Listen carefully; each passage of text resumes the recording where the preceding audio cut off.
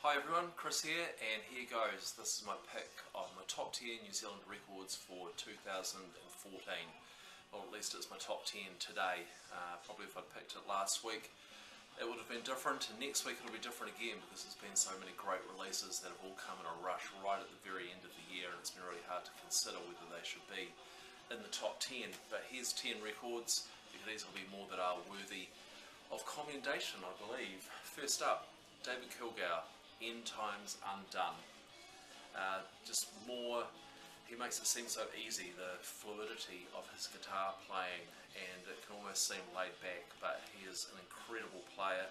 This is out on Merge Records, came out in a variety of coloured vinyl. I've seen all sorts of different colours posted online. I'm quite pleased with this one, the kind of teal splatter, very pretty. And if you're a fan of David Kilgour's guitar work, either solo with the heavy eights or with the clean, then you'll love this. This has been one that I've come back to again and again and again throughout 2014. A return to form for the next one. She had their first album for a few years, and I think a return to the best of what they do, as good as anything really since the 90s. Five Eyes it's called. Double LP, produced by Jazz Coleman of Killing Joke, and you can really hear his influence come through on here. They just kind of sit in the groove and in the riff and just go and repeat and repeat and repeat, and they just find that place, and it's got a very kind of post-punk Killing Joke kind of feel to it. There's some real standouts on here. I think the single, Think You're So Free, is just a pile driver, and then the last song on here, Cheap As, I've heard described as one of the best things they've ever done, and I have to concur. And I know a lot of people have gone off She Had, kind of thinking them as kind of rock behemoths, but I think this is a really strong album. It's not often you get a surprise nowadays. Records are long anticipated, the waiting time for pressing, so when you go into the shop and there's something you don't expect, that can be really nice, and that's what happened with this. Dark Matter, I'm not sure if you can make out, it's just some kind of grey font, Dark Matter there that's the back. So Dark Matter is a project, Stephen Kogel, he was in the Terminals, the Victor Dimisic Band, maybe Scorched Earth, Policy, all bands associated with kind of Flying Nun in the indie scene in New Zealand in the 80s and 90s. And this was recorded in 2011 but just released this year on Silkbreeze Records, and he's in fine form on here. The standout track is The Face of Evil, but the whole album is great.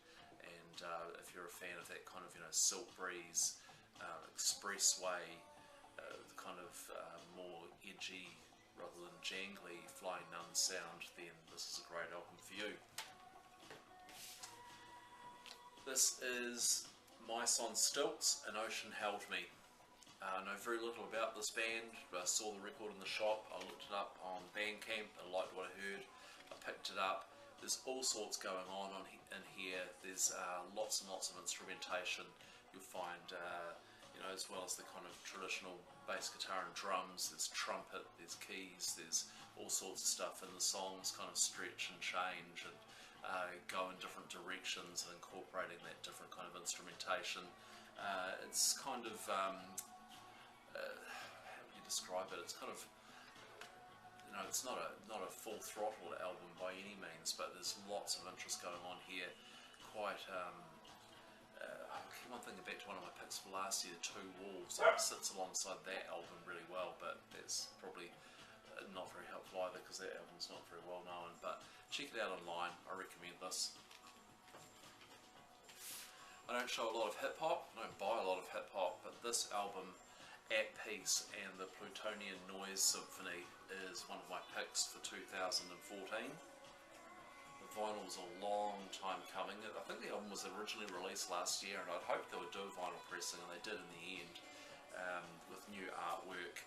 It's a concept album really about, I suppose, about contemplation of society, of humanity, of feeling alienated from that society, and it uses this kind of metaphor of floating through the solar system to describe those. It's It's a fantastic album, packed full of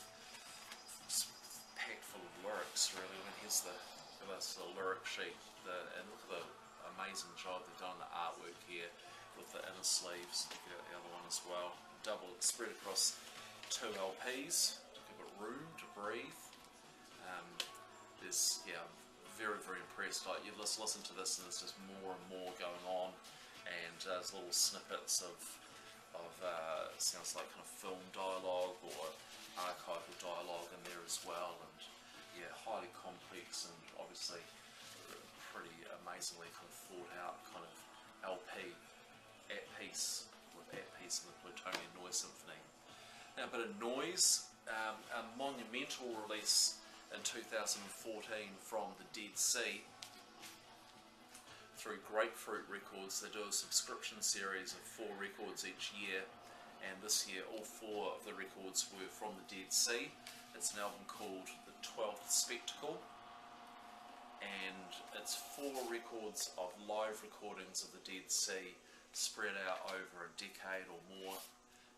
Each side of the LP is one kind of long improvised recorded live piece, and it's phenomenal. I'm a real fan of the Dead Sea, and to get a release of this magnitude was brilliant, really nicely done. Limited editions of around 400 to 500 of each of these. I think there is another version of this as well, out and about with a different cover.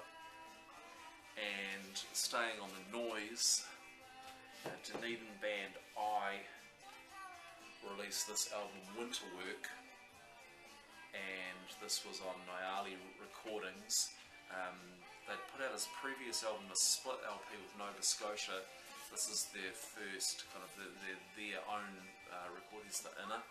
So you've got Peter Porteous, Nathan Thompson and Peter Stapleton. Peter Stapleton's another person who's played for a long time. In fact, some of those same bands that Stephen Kogel has been involved with, I think Peter Stapleton might have been involved with. He's also played with people like Bruce Russell. I was lucky enough to see this band I play at the Nowhere Festival earlier this year, and they were phenomenal, really good, and this is a great album. There's a couple of tracks on here that really stand out. Coelacanth and Electrical Storm, where it kind of ends with this kind of like chiming guitar sound, but reminiscent of Sonic Youth, which I'm a big fan of. It's all kind of improvised live instrumental noise pieces. Some post-rock, 2 great post-rock releases from New Zealand this year. By the way, these aren't in any particular order. I'm not doing a countdown, but they're just kind of 10 records I think are outstanding by New Zealand artists this year. Kareta, Pera here. This is their 3rd album, I think, and it's their best. I've got everything that Kareta have done, but I think this is the most accomplished. It seems to be more organic. Sometimes I've felt their stuff is a little too kind of mathematical, a little too kind of clinical, and this just seems to bring some kind of humanity and emotion and warmth to it. It's still mainly instrumental, though there are vocals on one track on here, which is they're in Te Reo Māori, Ka Wea Tātou Ki Ngā Hiwi. But look at the artwork on this. I think it gives a really kind of nice connection to the music. These huge big kind of landscapes which evoke the huge soundscapes that you'll find. This is out on Golden Antenna Records, and I was lucky enough to pick up one of the limited gold vinyl versions of this. Looks stunning. It just looks, and it sounds incredible, this record. It's a great post-rock New Zealand release, and alongside that comes this, Jacob, which I think I showed in my last video, Signs. So this is, again, monumental, fantastic post-rock album. There's kind of orchestral, kind of string touches and flourishes to this, which I think just add to the kind of depth of the pieces, all instrumental. It's been a long time coming. I mean, I won't rehash the story about the gestation of this album, but it was hard fought and it's been long awaited. 6 years since they last put out something. This 3-piece from Napier, and it's on Mylene Sheath. There's a few different editions of it out. So there's the black vinyl version, there's a version which has got one translucent orange disc and one translucent red, and then there's this one, which is, wow, it's beautiful. Look at that, you've got the split orange and red with the black haze. Really, really nice. And I couldn't pass that up because it's just beautiful. And it's kind of fitting, I think. I think the music kind of befits having something which is that beautiful, because it just kind of warrants it. And yeah, here's the other one. Fantastic. So yeah, great record, and that only just came out on vinyl pretty recently, so still kind of getting to grips with it, but it's a really fantastic repeat listen. And put it away later. What else we got? Oh, another records like the David Kilgour one that I've just come back to again and again throughout this year. It's really strong. Tiny Ruins, brightly painted one. It's Holly Fulbrook is Tiny Ruins, although she is joined on here by other musicians, so it's not just her and her guitar. There's also kind of drums and other instrumentation on here. She's got an amazing voice. She's a really talented songwriter. Her lyrics, these kind of observational pieces, kind of looking at her own life and the people around her. Yeah, just it's out on Flying Nun and Spunk, kind of indie folk, but just beautiful album. We play this a lot around here, a lot. So those are my top 10 albums of the year. As I say, my top 10 today. I'm going to cheat a little bit. I just want to show you a couple of compilations that I think are worthy of note as well. One that we're listening to right now, Temporary, from Dunedin's Fishrider Records. This is selections from Dunedin's Pop Underground, 2011 to 2014. Nice collection of previously unreleased material, put out with this really amazingly produced magazine showing the city of Dunedin there, and info and art about the band's artwork related to the songs collected in here, press clippings and so on, really making the argument for a kind of indie psych pop scene that's going from strength to strength in Dunedin at the moment. Ian Henderson is the guy who runs Fishrider Records, and this is a real labour of love for him. He produces great records. I'd recommend anything that comes out of Fishrider, including this compilation. And similarly, kind of another compilation worthy of note is this, The End of Puppies, which collects, it's a double LP collecting bands who played at the venue Puppies, which was kind of an experiment in how to run a venue properly, from this guy in Wellington who runs a Low Hum label and tours and so on. And there are a couple of international acts on here, but it's mostly kind of like 80% New Zealand material, pressed on white vinyl. The white labels looks pretty cool, and this cover here, the artwork is that's all screen pressed onto matte black. Looks amazing. And this also came with this booklet, which kind of documents bands who've played at that venue Puppies, the construction, some of the band posters there. Yeah, really beautiful. It's got punters at the gigs. Yeah, really nice. Quite limited edition of this. I'm not sure how many came out. You can't get it anymore, but if you do find that well worth picking up. I wanted to show a couple of 7-inch singles as well, but I've put them somewhere and I can't find them.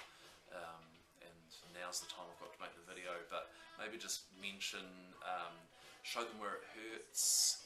No, Show Me Where It Hurts, the 7-inch from them, 7-inch from The Builders, Utopians, and the other one was Vaughan, the Flint and Tinder single which came out through Zell Records. I'm sorry I can't show those, all worthy of note. as I say, there's a bunch of records that come out at the end of the year that I think might warrant inclusion in here, but it's kind of too late, not enough time to listen to them. Thanks for watching, thanks for all your comments throughout the year. 2014, as you can see, has been a great year for New Zealand releases. Brilliant stuff. There's a whole bunch of reissues I haven't even touched on. So again, thanks for watching, and I look forward to seeing you all again next year.